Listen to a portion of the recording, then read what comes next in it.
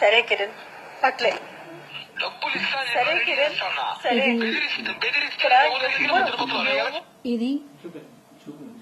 ఇది నేను అతన్ని డబ్బులు ఎంతో కన్నీళ్లతో అడుగుతున్న ఒక సందర్భంలో అండి.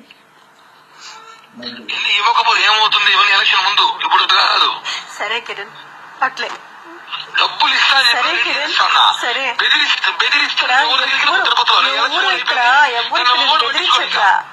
ఎవరు నిన్ను బెదిరించట్లా. నేను డబ్బులు ఇచ్చి ఇచ్చి నా పిల్లల లైఫ్ నేను నాశనం చేసుకున్నా. నువ్వు ఈ రోజు ఇలా మాట్లాడుతున్నావు.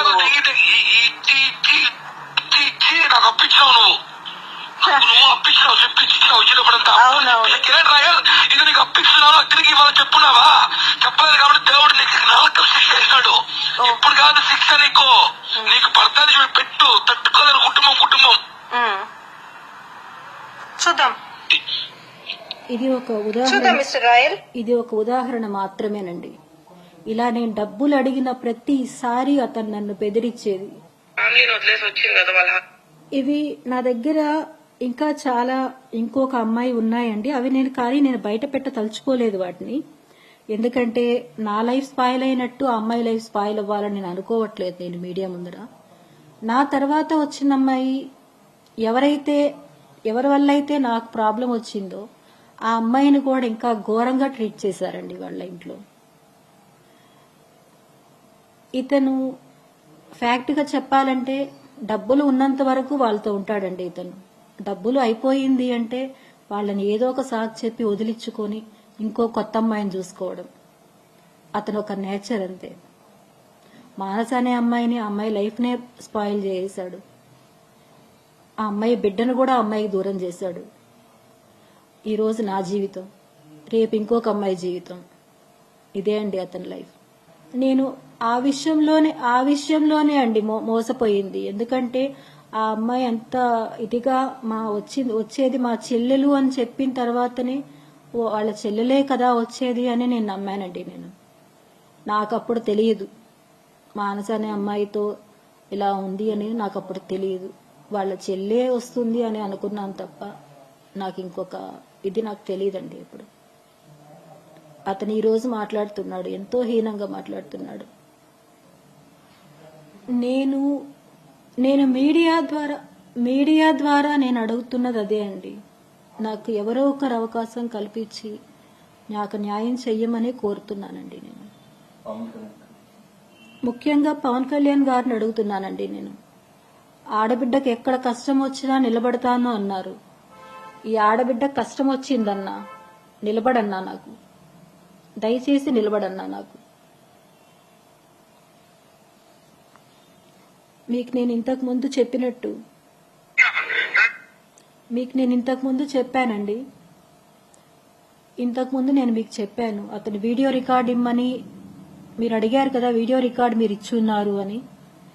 అతను ఇమ్మని చెప్పి ఫోర్స్ చేసిన వీడియో క్లిప్స్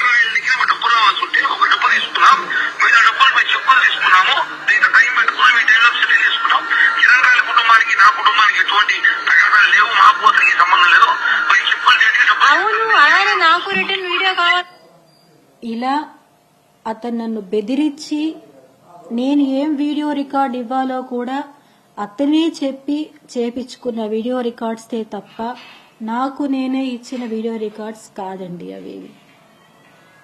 అతను మాట్లాడాడు నిన్న మీడియాలో, నేను చూశాను. మా అమ్మ వాళ్ళ ఇంటి గురించండి. ఆ అమ్మాయి చేసే గ్యాంబ్లింగ్ ఇవన్నీ వల్ల అన్నీ తెలుసుకొని ఇంటి నుంచి తరిమేశాము అని చెప్పి ఒక ఇది క్లియర్ గా చెప్పారండి. మా నాన్న ఒక టీటీడీ డ్రైవర్ అండి, చాలా గొప్ప వ్యక్తి. ఆయన కుటుంబ సమస్యల వల్ల ఇల్లు అమ్మి వేరే చోటికి వెళ్లారండి. దాన్ని కూడా అతను క్యాష్ చేసుకొని వాళ్లే వీధిలో వాళ్ళు తరిమేశారు అని చెప్పడం చాలా బాధాకరమైన విషయం అండి. అది మా నాన్న బతికే ఉంటే ఎంతో బాధపడి ఉంటారండి ఈ మాటకి. నేను మీడియా ద్వారా ఒకటి చెప్పాలనుకుంటున్నానండి. నా కుటుంబానికి ఎవరైతే నాకు దూరం అయ్యారో మమ్మల్ని వెలివేశారో వాళ్ళందరికీ మనస్ఫూర్తిగా క్షమాపణ చెప్తున్నానండి. ఈ కిరణ్ రాయల్ అనే వాడి వల్ల మొత్తం నా 2 కుటుంబాలు నాకు దూరం అయిపోయాయండి. అత్తయ్య, మామయ్య అందరికీ నా క్షమాపణ. నన్ను క్షమించండి. నేను అతని మాయలో పడిపోయి అన్నీ కోల్పోయాను. నేను అమ్మ, అన్న అందరూ నన్ను క్షమించండి. అందరి దృష్టిలో నేను చెడ్డదాన్ని అయిపోయానండి. వాళ్ళందరూ కిరణ్ని నమ్మద్దు నమ్మద్దు అని చెప్పిన గుడ్డిగా నమ్మానండి. నేను అతన్ని గుడ్డిగా నమ్మి ఈరోజు నా పిల్లలకి ఏమీ లేకుండా చేసుకున్నానండి నేను. అలాంటి నన్ను అతను ఒక వైసీపీ వాళ్ళ దగ్గర